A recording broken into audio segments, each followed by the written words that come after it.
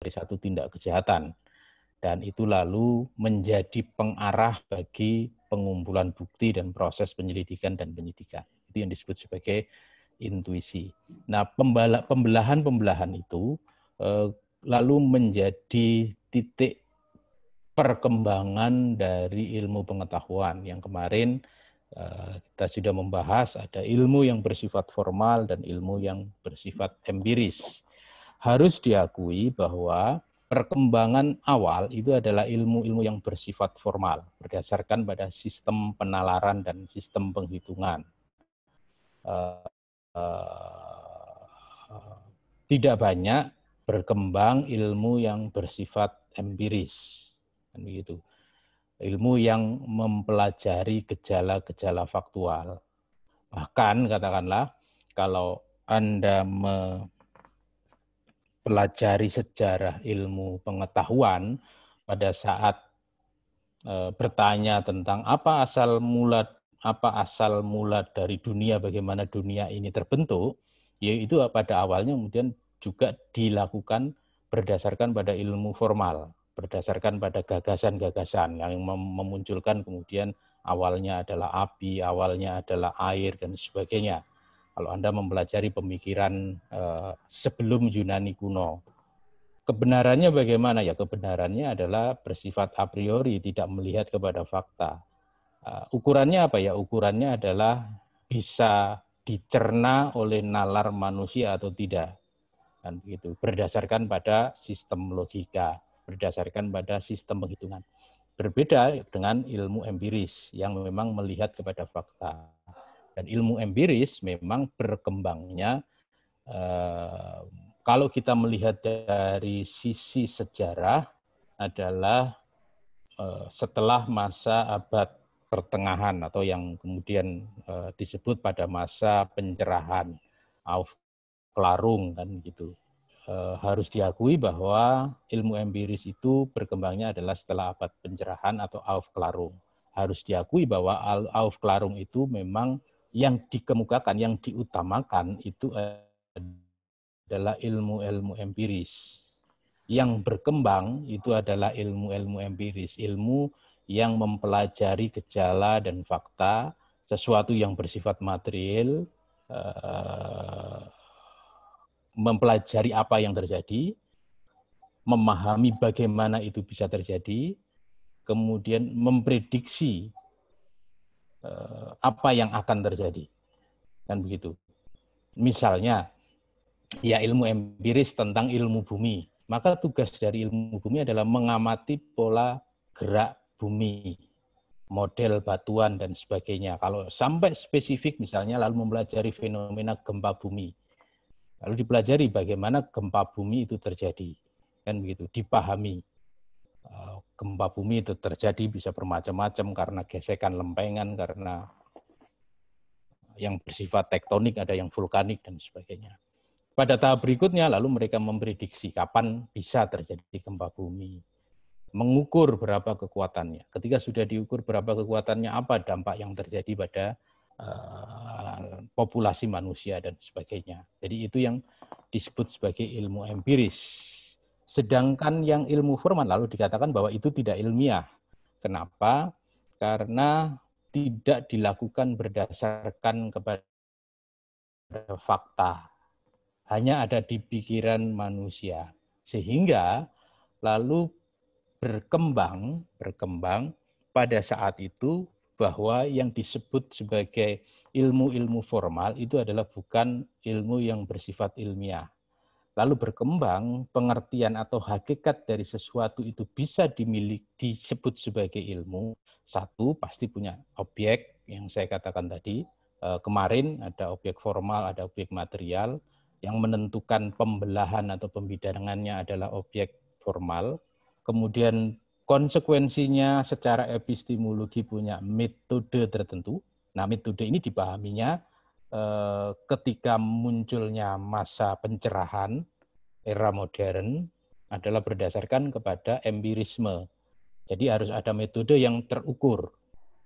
Tidak bisa kemudian metode itu hanya ditentukan berdasarkan kepada akal pikiran manusia. Karena akal pikiran manusia itu bersifat subjektif. Padahal fungsi dari ilmu adalah mencari kebenaran objektif. Apa yang disebut sebagai kebenaran objektif adalah kebenaran yang bisa diterima oleh semua orang.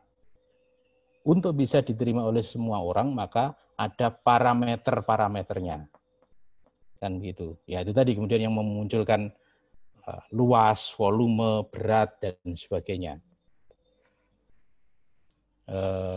Dengan sendirinya, yang disebut sebagai ilmu, kalau memang mau bisa diukur, maka objeknya juga harus tetap, harus pasti. Objeknya itu memang harus juga bisa diukur. Kalau objeknya tidak bisa diukur, tentu tidak akan mungkin bisa mencapai kebenaran yang objektif sesuai dengan hakikat dari ilmu itu sendiri. Walaupun nanti ada juga perbedaan tentang tujuan dari ilmu. Ada yang menyatakan ilmu itu memang tujuannya adalah untuk mencari kebenaran atau sesuatu yang setidaknya mendekati kebenaran. Tapi ada juga yang menyatakan tujuan dari ilmu pengetahuan itu adalah bersifat instrumentalis. Instrumen itu artinya ilmu itu tujuannya adalah untuk bisa mendeskripsikan dunia. Dan untuk bisa mendeskripsikan dunia itu tidak harus atau tidak perlu sepenuhnya benar. Ada yang menyatakan begitu. Tapi secara umum kan berarti ada aspek kebenaran. Nah, agar bisa mencapai apa yang disebut sebagai benar itu, tadi satu, objeknya juga harus pasti. Tidak mungkin sesuatu yang tidak pasti itu bisa diamati. Kemudian yang kedua, ya metodenya itu harus terukur. Nah, inilah yang lalu disebut sebagai positivisme ilmu pengetahuan secara umum, yang berlawanan dengan idealisme di masa abad pertengahan. Nah, itu. Pada saat inilah lalu berkembang ilmu pengetahuan. Sering ada yang menyatakan ya, sesungguhnya kemudian menandai mundurnya atau kemunduran dari filsafat. Sebelumnya yang dominan adalah filsafat. Ya, kita tahu bahwa sebelumnya yang disebut sebagai ilmuwan itu ya filosof. Dia itu bisa ahli hukum, sekaligus juga matematika, sekaligus juga ahli agama, kan gitu. Nah, kemudian berkembang yang disebut sebagai positivisme. Kalau kita membaca Auguste Comte, itulah yang disebut sebagai positivisme ilmu pengetahuan. Prinsipnya itu adalah empirisme yang berlawanan dengan idealisme. Nah, dalam ilmu pengetahuan, ya ini perbedaan antara teori yang bersifat sosial dengan teori yang bersifat ilmu alam. Kalau yang bersifat sosial itu teori itu tidak bisa kemudian dinyatakan sebagai teori yang keliru. Kenapa? Karena kalau teori dalam ilmu sosial, apalagi filsafat, itu selalu memiliki ruang kebenarannya sendiri. Maksud dari ruang kebenarannya sendiri adalah dia selalu dibatasi oleh waktu dan tempat. Gitu. Jadi ilmu formal memiliki ruang kebenarannya sendiri ketika dia memang membahas sesuatu yang tidak empiris. Itu tadi misalnya matematika, tidak mungkin itu bersifat empiris. Beda dengan yang berada pada ilmu-ilmu alam, di mana teori itu ketika sudah dibantah kebenarannya, berarti ya teori itu sudah tidak menjadi teori lagi. Gitu. Misalnya teori bumi datar, begitu. Ketika sudah dibantah kebenarannya berdasarkan pada pengamatan, kenapa? Karena yang diamati kan tetap bahwa ini bulat, begitu. Ya sudah, teori bumi datar itu sudah hilang, dia hanya menjadi sejarah saja. Pernah ada teori semacam ini dan sebagainya. Sudah tidak bisa digunakan lagi. Itu perbedaannya. Nah, ilmu-ilmu formal ini kemarin kita sudah bahas perbedaannya dengan ilmu empiris, di mana bukan berarti walaupun dari sisi sejarah tadi kita melihat bahwa idealisme itu di awal, kemudian banyak digantikan oleh pendekatan empirisme yang menjadi ilmu-ilmu empiris, bukan berarti kemudian idealisme dalam pengertian ilmu formal itu sudah lalu tidak berlaku karena dia memiliki ruang tersendiri ternyata. Ada secara ontologis yang memang kebenarannya itu ada di otak manusia, di pikiran manusia, tidak bisa dilihat pada realitas. Antara lain misalnya tadi logika, kemudian matematika, lalu teori sistem dan sebagainya. Tidak bisa digunakan sebagai pengamatan misalnya. Ilmu empiris kan itu adalah mengamati.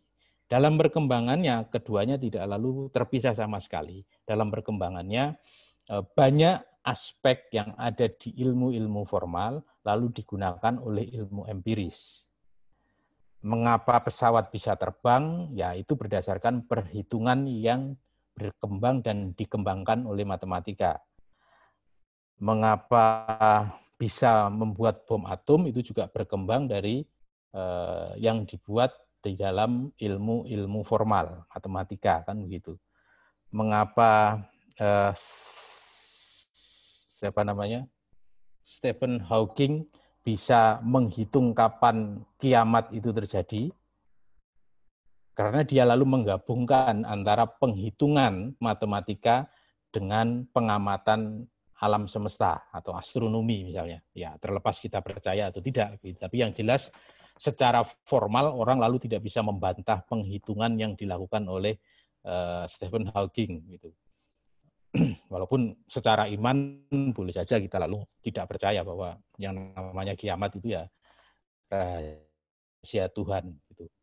Jadi itu perkembangannya sehingga lalu era modern ini sebetulnya eranya adalah era ilmu empiris dikatakan seperti itu. Dan empiris lalu dia akan mengamati realitas di luar manusia. Apa yang lalu diamati? Ada dua. Satu, gejala alam. Kedua, pasti gejala manusia. Kan gitu. Kalau gejala alam, ya pasti yang diamati adalah realitas fisik alam semesta. Mengapa bulan mengelilingi bumi, mengapa bumi mengelilingi matahari bersama-sama dengan bulan, ya begitu. Ya seperti tadi saya sebutkan, mengapa lalu gempa bumi itu bisa terjadi, bahkan begitu. Mengapa topan badai bisa terjadi? Banyaklah gejala alam itu yang lalu diamati. Ya kalau pertanyaan yang diamati secara sederhana di awal ya, mengapa apel itu kalau jatuh atau semua benda itu kalau jatuh itu pasti turun ke bawah, sehingga yang disebut dengan kata jatuh itu asosiasinya pasti ke bawah, tidak ada jatuh yang ke atas. Di sisi lain yang diamati yang kedua pasti adalah manusia, kemanusiaan, baik perilaku manusia secara individu maupun kompleksitas manusia secara keseluruhan. Ilmu alam karena objeknya itu tetap, kan itu, yang terjadi itu juga tetap, hubungan antara satu dengan yang lain itu tetap, lalu menuntut objektivitas yang tinggi. Objektivitas yang tinggi itu baru bisa diperoleh ketika lalu dibuat dalam bentuk simbol angka. Sehingga untuk menerangkan fenomena alam itu kemudian diwujudkan dalam bentuk angka, simbol angka. Jadi menjelaskan mengapa bulan itu mengelilingi bumi karena gravitasi. Kan kita tidak bisa lalu menyatakan, lah bagaimana bisa gravitasi itu? Kemudian dijelaskan gravitasi itu terbentuk berdasarkan kepada massa medan magnet yang dimiliki oleh bumi dan bulan. Perbandingan antara besar massa, besar medan magnet itu antara satu benda dengan benda yang lain menentukan benda mana yang lalu mengelilingi benda yang lain itu. lalu menjelaskan, oh bulan itu mengelilingi bumi, ada perhitungannya karena medan massa magnet bumi itu sekian, bulan itu sekian. Karena itu pasti bulan mengelilingi bumi. Demikian pula ke matahari, kan gitu. Jadi lalu sifatnya menerangkan tetapi secara kuantitatif, objektif. Karena dia itu objektif, pasti lalu bisa dieksperimentasikan. Kita lalu bisa membuat skala. Kalau bumi masanya sekian, gravitasi sekian, magnetnya sekian dengan bulan, kita bisa membuat benda seperti itu dengan skala yang diperkecil. Kita tunjukkan, oh dengan seperti ini ternyata betul. Ada satu benda yang kita buat medan perbandingannya proporsional, seperti bumi dengan bulan, kemudian ada medan magnetnya, kita nyalakan, ya bisa berputar. Jadi lalu bisa dieksperimentasikan. Biologi juga seperti itu. Jadi sifatnya lalu menerangkan. Nah, ketika sudah bisa menerangkan, maka tentu bisa lalu memprediksi. Tentu lalu bisa memprediksi. Katakanlah, bagaimana pergerakan bumi dengan bulan, apakah medan magnetnya berkurang atau tidak, apa yang akan terjadi ketika medan magnetnya itu kurang, apa yang lalu mempengaruhi medan magnet bumi katakanlah itu berkurang, itu lalu bisa diprediksi. Dengan begitu kita lalu bisa memprediksi kapan kira-kira masanya itu habis, medan magnetnya itu habis, dan bisa saja lalu sebaliknya, bumi mengelilingi bulan, katakan seperti itu. Itu kan prediksi. Nah, di sisi lain, kalau ilmu kemanusiaan itu tidak menuntut objektivitas yang tinggi, walaupun tentu saja harus objektif. Tapi seringkali lalu tidak bisa dikatakan sebagai, tadi ada yang mengatakan, kemarin ada yang mengatakan sebagai satu aksioma. Tidak bisa, kenapa? Karena dalam ilmu kemanusiaan itu sifatnya adalah probabilitas tertinggi. Sehingga lalu masih menyimpan ruang bagi kekeliruan. Kalau kita bicara dalam metode penalaran, biasanya ilmu alam itu berangkatnya dari hukum-hukum yang besar, lalu baru diturunkan. Sehingga sifatnya memang deduktif. Jadi misalnya berdasarkan hukum gravitasi, kita lalu bisa menurunkan menjadi menganalisis satu fakta. Sedangkan untuk ilmu kemanusiaan, itu ilmunya itu berkembang berdasarkan generalisasi empiris. Generalisasi empiris itu artinya ilmu itu mengamati realitas manusia, hubungan antara manusia, kemudian lalu digeneralisasi, dibentuk satu hukum atau satu teori tertentu. Tentu saja ini lalu bergantung kepada objek yang diamati, yang sifatnya pasti berubah, karena namanya manusia. Beda dengan fenomena alam. Berubah baik karena waktu maupun tempat. Jadi ada relativitas yang lebih tinggi jika dibanding dengan ilmu alam. Karena itu tidak menuntut objektivitas yang tinggi. Karena itu walaupun dikuantifikasi, sebetulnya kan penjelasannya kan pasti penjelasan yang bersifat kualitatif. Misalnya kalau dalam ilmu ekonomi, semakin tinggi permintaan, harga akan semakin tinggi, misalnya begitu. Semakin tinggi permintaan, sementara penawarannya rendah, supply-nya itu rendah, maka harganya akan semakin naik, kan begitu.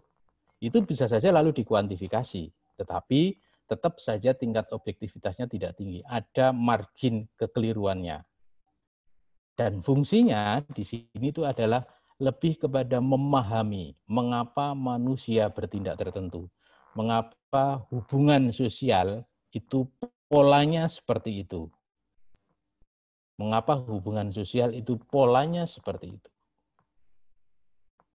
Konsekuensinya karena objeknya itu selalu berubah, tidak objektivitasnya tidak tinggi, dan memahaminya itu bisa saja berbeda-beda, maka tidak dapat menghasilkan reaksi spesifik yang sama ketika itu diterapkan kepada objek individu atau masyarakat yang lain. Begitu. Mohon izin Pak Ali.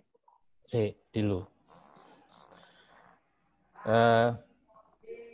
Itu misalnya ada di ya ilmu sosial, semua ilmu sosial ada, ilmu ekonomi, ilmu sosiologi,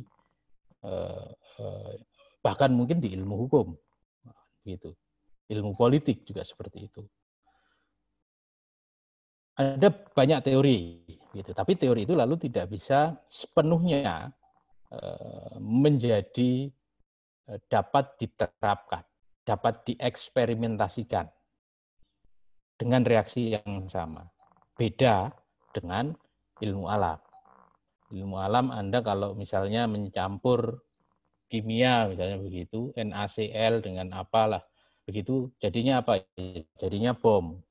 Tapi kalau di ilmu kemanusiaan tentu tidak bisa seperti itu. Karena sifatnya adalah dinamis. Nah, karena dinamisnya itu, lalu di dalam ilmu-ilmu kemanusiaan juga banyak muncul metode-metode yang lebih bersifat spesifik untuk memahami masyarakat tertentu. Walaupun misalnya ada ukuran-ukuran yang bersifat kuantitatif, tapi kuantitatifnya itu juga bersifat lokal, jadi tidak bisa diberlakukan secara general untuk ya seluruh umat manusia, katakan begitu.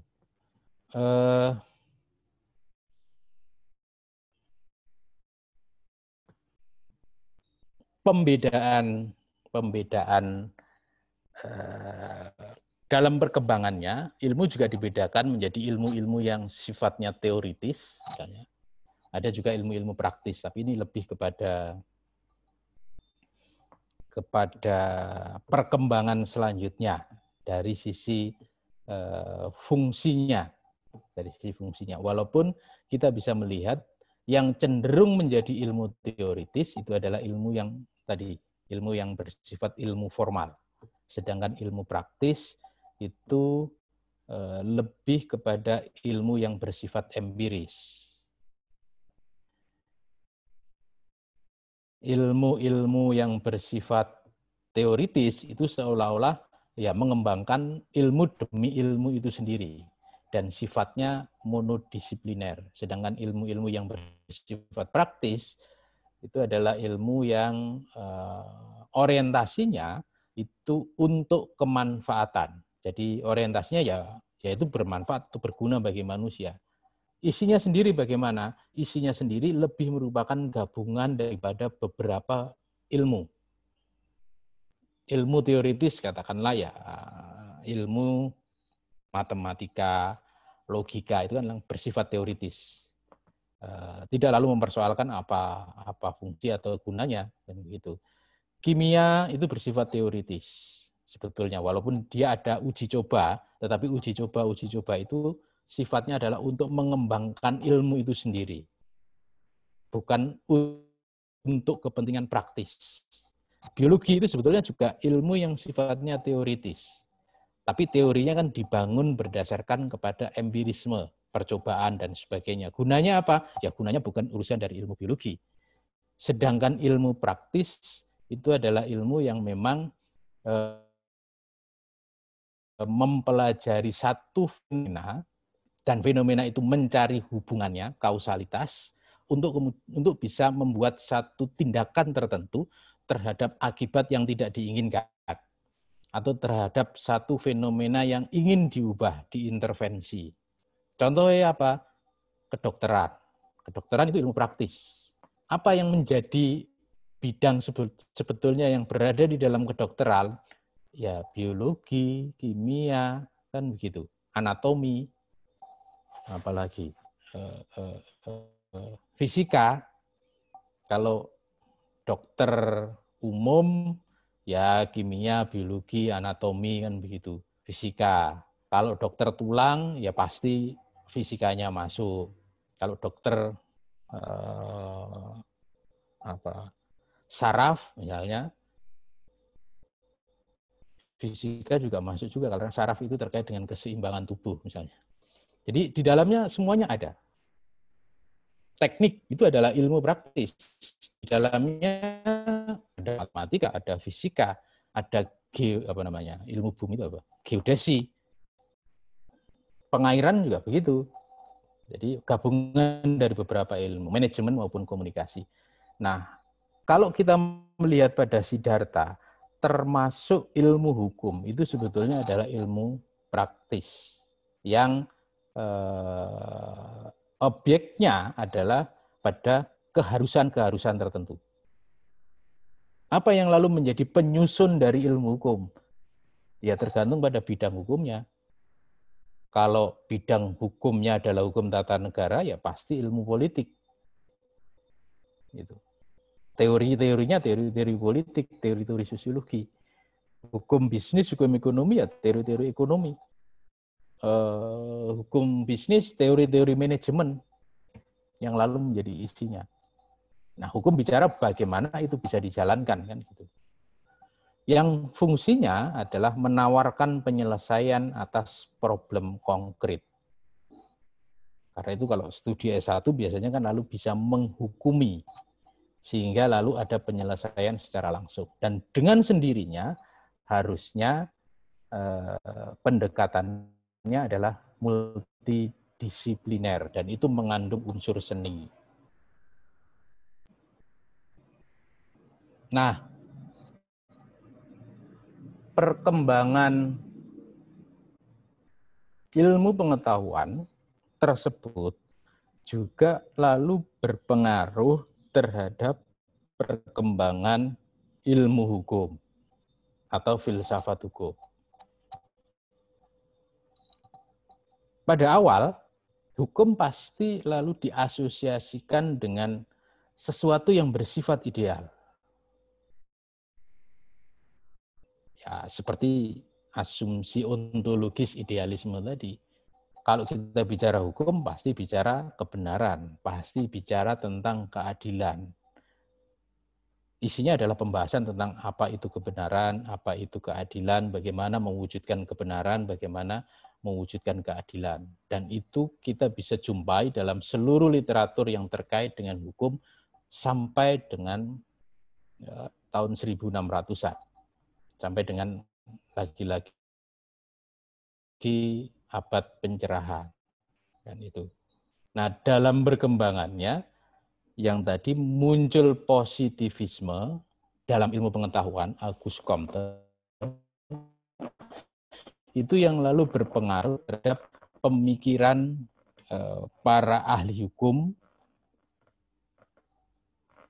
dimulai dari John Austin, yang mencoba untuk lalu membuat hukum itu sebagai satu bidang ilmu yang objektif, seperti halnya ilmu-ilmu empiris yang lain. Objeknya tetap, memiliki metode tersendiri, kan begitu. Ada ukuran kebenaran tersendiri pula. Nah, lalu dia melihat pada apa yang menjadi studi hukum sebelumnya adalah bersifat ideal. Ideal itu tentang ajaran kebenaran, ajaran keadilan, dan sebagainya. Apakah lalu bisa diamati? Berarti kan yang atas ini, yang idealisme itu lalu mengatakan hakikat dari hukum itu adalah kebenaran dan keadilan. Apakah kebenaran dan keadilan itu bisa diamati secara tetap? Tidak. Berarti kan objeknya lalu menjadi tidak tetap. Bagaimana lalu bisa menjadi ilmu pengetahuan seperti yang disampaikan oleh kaum positivisme empiris, Auguste Comte? Berarti harus dibatasi objeknya ini. Apa sebetulnya hakikat hukum? Lalu disebutkan perintah memaksa dan sebagainya. Lalu analisisnya kan ke sana. Dan lalu berkembang lagi. Dan begitu. Dengan begitu lalu apa yang disebut sebagai norma hakikat hukum yang bisa diamati di seluruh dunia. Ini kan wujud dari empirisme kan itu. Apa yang lalu diamati bukan otak manusia, apa yang dimaksud dengan hukum, tetapi dia melihat seluruh sistem hukum yang ada di dunia. Apa sih yang menentukan sesuatu itu sebagai hukum dan sesuatu bukan hukum? Dilihat seluruh sistem nasional yang ada di dunia. Nah, kalau Anda membaca Austin, membaca Kelsen, membaca Hart, itu kan pasti lalu ada jawaban-jawaban. Misalnya, ada yang menyatakan bahwa hukum itu keadilan dan kebenaran. Tidak mungkin kebenaran dan keadilan itu beda-beda antara satu dengan yang lain. Hukum itu adalah perintah yang memaksa. Lalu pertanyaannya, loh, banyak yang disebut sebagai perintah yang memaksa. Bukan hanya polisi yang menghukum, yang menangkap pencuri atau menangkap pelanggar PSBB tidak pakai masker, tetapi perampok yang menodongkan pistol kepada kasir bank. Itu contoh yang diberikan oleh Hart dan Kelsen. Itu juga merupakan perintah yang memaksa. Apa lalu bedanya perintah memaksa seperti itu dengan pemerintah memaksa hukum? Sehingga lalu ada persoalan kedaulatan, misalnya kekuasaan yang tertinggi. Ya, perampok disebutkan katakanlah mafia Italia itu juga terstruktur, punya kekuasaan yang tertinggi. Apa bedanya? Itu mencari hakikat hukum yang mau ditemukan sebagai unsur objek yang bersifat tetap. Lalu masing-masing kemudian menentukan bahwa hakikat hukum itu terdiri dari beberapa sistem misalnya. Ya, kemudian muncul Kelsen, berarti kan hukum itu adalah pada bentuknya, bukan kepada isinya. Bentuk ini siapa yang menentukan? Bentuk ini yang menentukan adalah hukum negara itu sendiri. Hukum negara ini siapa yang menentukan? Ya, kemudian muncul hierarki yang berujung kepada apa yang disebut sebagai norma dasar. Hanya dengan begini, maka hukum memiliki objek yang bersifat tetap. Itu. Dengan sendirinya, metodenya juga adalah apa yang menjadi kajian dari ilmu hukum. Kajiannya adalah untuk menentukan mana yang merupakan hukum dan mana yang bukan hukum. Kalau ada peristiwa konkret, apa yang menjadi hukumnya. Nah, tapi dari situ kita bisa menjadi tahu bahwa itu menjadi agak sempit. Jadi sifatnya doktrinal dan sebagainya. Nah, ada juga yang lalu mempersepsikan, ini pengaruh dari empirisme juga, kan itu. Ya, yang disebut sebagai empirisme itu adalah melihat kenyataannya. Hukum itu adalah pedoman perilaku, oke, kan gitu. Sehingga untuk bisa pedoman perilaku dalam hal ini adalah baik bagi masyarakat maupun bagi, kalau istilahnya Sacipto Raharjo, itu pengemban hukum. Pengemban hukum itu kan bisa eksekutif, ya terutama adalah hakim. Sehingga untuk mengetahui apa secara empiris hukum, itu adalah dari putusan-putusan hakim. Dari keputusan-keputusan eksekutif. Bukan dari norma peraturan perundang-undangan. Ini yang lalu melahirkan realisme. Tapi ada juga yang lalu berpendapat masih dari sisi empirisme. Ya enggak begitu. Hakikat hukum itu kan pedoman perilaku. Justru kita bisa mengetahui apa yang menjadi hukum itu bukan di peraturan perundang-undangan. Bukan pada putusan hakim. Kenapa? Karena putusan hakim itu kan lalu memutus pelanggaran. Ya justru dilihat dari perilaku masyarakat. Apa sebetulnya yang dijadikan pedoman oleh masyarakat? Itulah hukum. Bukankah fungsi dari hukum itu adalah untuk pedoman perilaku?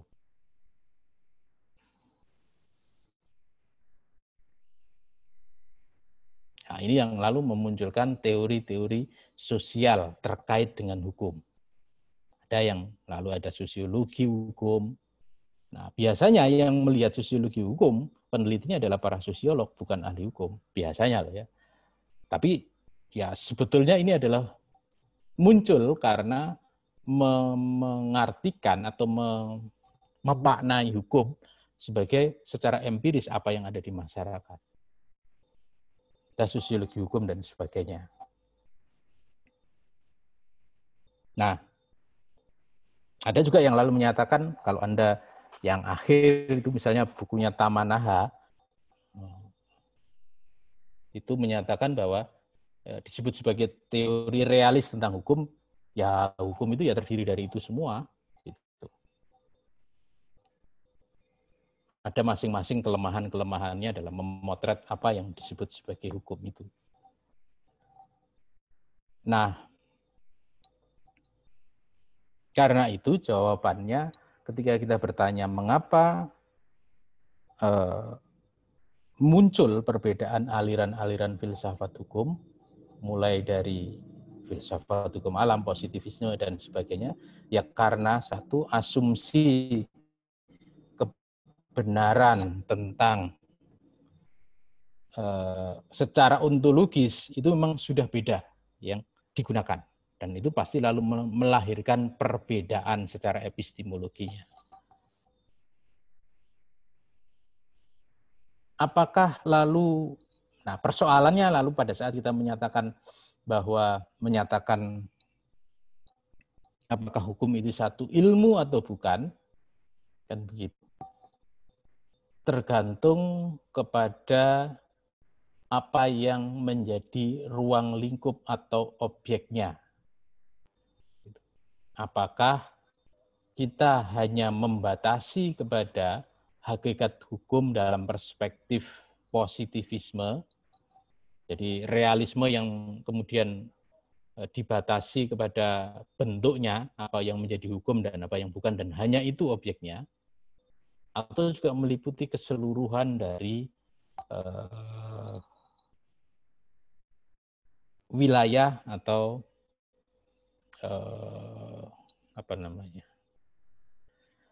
pemahaman tentang konsep hukumnya. Apakah hukum sebagai kebenaran dan keadilan, kan begitu. Tapi memang harus diakui betul-betul kajiannya sangat murni hukum, karena itu disebut ajaran hukum murni. Ajaran murni yang hukum itu kan berarti berkutat objeknya adalah memang spesifik hukum sebagai satu norma yang dibuat oleh negara, kemudian perspektifnya itu adalah preskriptif untuk menentukan mana yang boleh, mana yang tidak boleh, mana yang menjadi hukum, mana yang bukan hukum, bagaimana hukum atas satu peristiwa tertentu, itu adalah ya ilmu hukum dalam pengertian ilmu hukum yang dikembangkan oleh paham positivisme. Tetapi kalau kita lu berbicara tadi dalam kerangka pembagian ilmu antara ilmu teoritis dengan ilmu praktis, maka ketika hukum itu dimaknai sebagai ilmu yang bersifat praktis harus bermanfaat bagi masyarakat, maka kemanfaatan pendekatan positivisme sebagai ilmu hukum itu menjadi sangat kecil sekali bagi masyarakat. Kenapa ya? Kan isinya kan itu-itu saja. Dan nanti pasti kalau mau menyusun disertasi disampaikan apakah ada pertentangan norma, apakah ada kekabur norma, apakah ada kekosongan norma, misalnya begitu. Yang kadang-kadang saya juga agak bertanya juga misalnya. Jadi problem hukumnya katakan kekosongan norma, kan seperti itu. Lalu digunakan pendekatan normatif, penelitian hukum normatif untuk menyelesaikannya. Pendekatan atau penelitian hukum normatif itu adalah pendekatan penelitian yang melihat kepada norma, kan begitu. Bagaimana mungkin menyelesaikan kekosongan norma dengan melihat pada norma? Itu kan kontradiksi indeterminis gitu. Ya, itu yang terjadi. Jadi ketika dibatasi seperti itu maka akan menjadi sangat sempit. Nah, padahal kalau lalu kita memasukkan konsep-konsep hukum yang lain, hakikat hukum yang lain dalam perspektif empirisme, katakanlah begitu, maupun idealisme berupa keadilan, empirisme berupa hukum yang berlaku di masyarakat, berupa apa yang sebetulnya dijadikan pedoman hidup masyarakat, meskipun itu katakan bukan bentuknya itu adalah bukan hukum positif, sebagaimana dimaknai positivisme sebagai hukumnya negara, kan seperti itu justru menjadi lebih luas, dan justru itulah yang diperlukan pada saat kita memaknai hukum itu sebagai ilmu yang praktis. Sebagai satu ilmu yang praktis.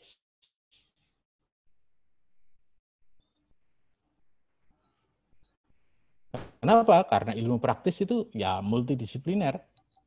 Kalau kita membahas idealisme, apa itu kebenaran, apa itu keadilan, mau nggak mau, itu pasti di dalamnya melibatkan ya pendekatan filsafat, pendekatan politik. Pada saat kita mempelajari hukum sebagai perilaku masyarakat, hukum sebagai apa yang diyakini oleh masyarakat sehingga dijadikan pedoman dalam perilaku, mendekati hukum itu sebagai katakan medan pertarungan kepentingan dominasi antara satu kelompok dengan kelompok yang lain, maka itu akan menjadi lebih bermanfaat dan itu praktis kepentingannya. Kalau kita hanya memahami hukum itu sebagai ajaran murni, maka kita tidak akan mungkin bisa mengkaji tentang ius constituendum atau politik hukum. Kenapa? Karena ajaran tentang politik hukum, hukum apa yang harusnya berlaku, hukum apa yang sebaiknya berlaku, kan begitu, arah kebijakan hukum, itu pasti didasarkan pada pengkajian yang bukan bersifat norma, bukan terhadap hukum yang dalam bentuknya itu adalah hukum negara, kan begitu. Tetapi pasti berdasarkan pada kajian filsafat hukum ataupun berdasarkan pada kajian sosiologi hukum.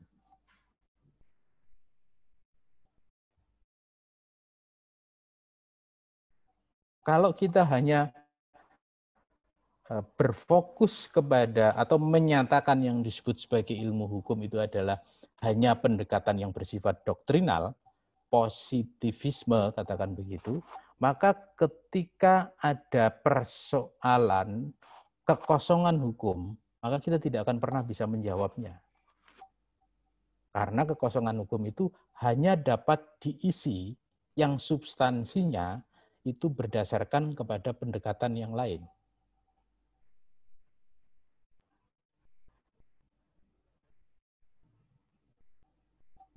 Jadi kira-kira seperti itulah. Baik, terima kasih. Ada saran saya kalau nanti studi filsafat hukum, ya kalau S1, S2 itu kan biasanya kita membaca satu buku yang isinya banyak pemikiran lah, gitu kan. Ya sehingga kita tahu konsep-konsep umumnya, ya kan itu sangat membantu untuk mengetahui apa sebetulnya ide pokok dari satu aliran filsafat tertentu dan sebagainya. Nah, mungkin kalau S3 mungkin ya sudah saatnya lalu membaca satu buku secara utuh terkait dengan satu pandangan filsafat tertentu. Itu mungkin akan lebih baik sehingga bisa lebih tahu secara detail tentang satu aliran filsafat hukum. Silakan, ada pertanyaan? 10.32.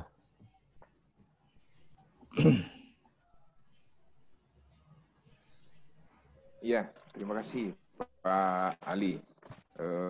Dalam konteks filsafat ilmu, apakah menerang masa depan itu masuk kategori sebuah ilmu? Kalau misalnya dalam Islam itu dikenal dengan sebutan punya laduni, ilmu laduni. Atau kalau dunia sekarang itu ilmu perdukunan kalau misalnya dukun. Karena kalau dilihat dari objeknya, ini kan sebenarnya objeknya ya memang tidak ada objeknya ada di pikiran. Ini masuk kategori ilmu formal, idealisme. Itu yang pertama. Yang kedua, terkait dengan dalam konteks filsafat hukum,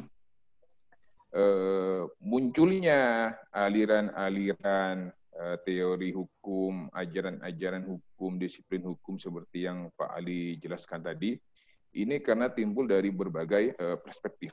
Apakah nantinya kalau misalnya contoh ada aliran legal kritis, terus berikutnya dikritiki lagi muncul aliran feminisme dikritik muncul aliran ini, sampai ke belakang itu kan merupakan sebuah sesuatu yang memang harus berjalan, karena ilmu kan harus selalu berjalan dari awal sampai akhir dan harus saling melengkapi.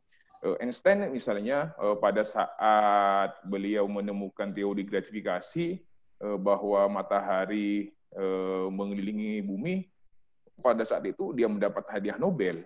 Tapi pada saat berabad-abad kemudian ada satu lagi penemu yang mengelilingi matahari itu sebenarnya bumi yang berputar.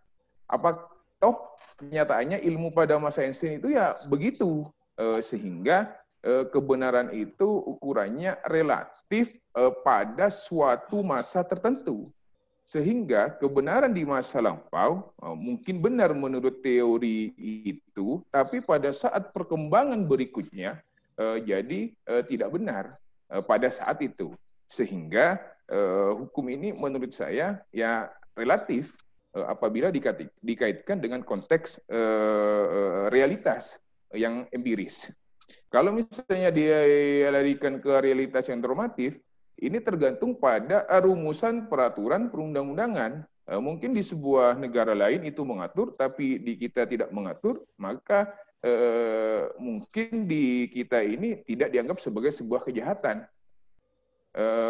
Karena terikat dengan asas legalitas misalnya.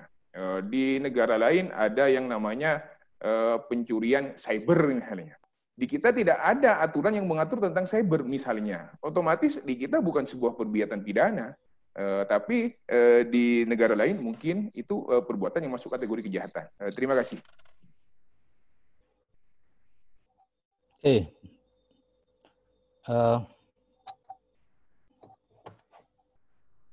Apakah ilmu itu termasuk memprediksi? Iya. Tetapi memprediksi itu berdasarkan, jadi ketika kita bicara ilmu, kapan dia bisa memprediksi? Ketika dia sudah bisa menjelaskan mengapa sesuatu itu terjadi. Kalau dalam ilmu alam, kita bisa baru memprediksi kapan terjadi megatrust gempa di lempeng Jawa, ketika kita sudah bisa menjelaskan mengapa gempa itu terjadi, karena pergerakan lempeng, kita bisa menjelaskan pergerakannya itu secepat apa, sekarang sampai di mana, posisinya di mana. Ya, begitu. Dan itu dengan perhitungan, dengan penghitungan, ya biasanya pakai matematis. Kenapa pakai matematis? Karena hanya dengan matematis itu kemudian lalu bisa dibuat permodelan. Nah, kalau nanti masuk ke sistem, dibuat sistem komputer ya, tinggal input saja datanya, kan begitu. Lalu ketemu tahun 2045 misalnya, ini akan terjadi benturan antara lempeng Asia dengan lempeng Australia. Dan kekuatannya adalah sekian. Itu ilmu. Kalau laduni, sepanjang Anda bisa menjelaskan begitu, ya berarti Anda itu ilmuwan, kan begitu. Tapi kalau Anda tidak bisa menjelaskan, misalnya 2025 kiamat, apa tanda-tandanya, apa penghitungannya? Ya enggak tahu, pokoknya saya dapat wangsit begitu. Nah itu bukan ilmu namanya. Semua orang bisa begitu. Meskipun 2025 itu kiamat beneran, Pak Ali. Iya, meskipun kiamat beneran. Minum kencing onta bisa menyembuhkan corona. Nah, itu. Dapat dari mana? Semalam saya mimpi ketemu Nabi dan dikasih begitu misalnya. Ya silakan saja begitu. Dan itu tidak akan menjadi ilmu. Silakan Anda mau percaya atau tidak percaya. Tapi pada saat Anda bisa menjelaskan bahwa kencing onta itu misalnya mengandung klorin, mengandung apa, Dan itu ketika kena virus corona, coronanya akan mati, ya itu menjadi ilmu. Meskipun mungkin benar. Itu saja. Kemudian, apalagi tadi? Terkait dengan ya kajian ilmu hukum memang ada beberapa kajian ilmu hukum. Kajian yang disebut sebagai positivis itu biasanya adalah yang bersifat deskriptif. Kalau nanti Anda belajar teori hukum itu harusnya ada pengklasifikasian. Teori hukum itu ada teori yang bersifat deskriptif, ada teori yang bersifat preskriptif, kan seperti itu. Nah, teori yang deskriptif itu memang hanya melihat apa sih sebagai hukum, caranya bagaimana? Caranya dia mengamati seluruh hukum yang ada di dunia. Apa yang disebut sebagai sistem hukum? Caranya bagaimana? Dia mengamati seluruh sistem hukum negara yang ada di dunia. Itulah yang lalu menjadi inti buku dari Hart dan Kelsen. Ya, pasti yang namanya generalisasi empiris itu pasti ada reduksinya itu pasti. Karena itulah lalu yang disebut sebagai teori sosial itu tadi saya katakan ilmu sosial itu objektivitasnya tidak sangat tinggi. Nah, kalau Kelsen itu menyatakan bahwa hukum itu adalah berdasarkan kepada kedaulatan, peraturan yang dibentuk oleh negara misalnya. Nah, lalu ada yang bertanya, lalu apakah pada masyarakat adat dulu atau mungkin masyarakat adat yang ada sekarang tidak ada institusi negara, itu berarti tidak ada hukum? Itu jadi seperti itu. Nah, dengan sendirinya kalau tadi seperti saya katakan ilmu sosial itu punya ruang dan tempat kebenarannya sendiri. Iya, betul. Tetapi itu tentu tidak berlaku pada ilmu yang bersifat alam, empiris. Kenapa? Karena yang diamati itu sama.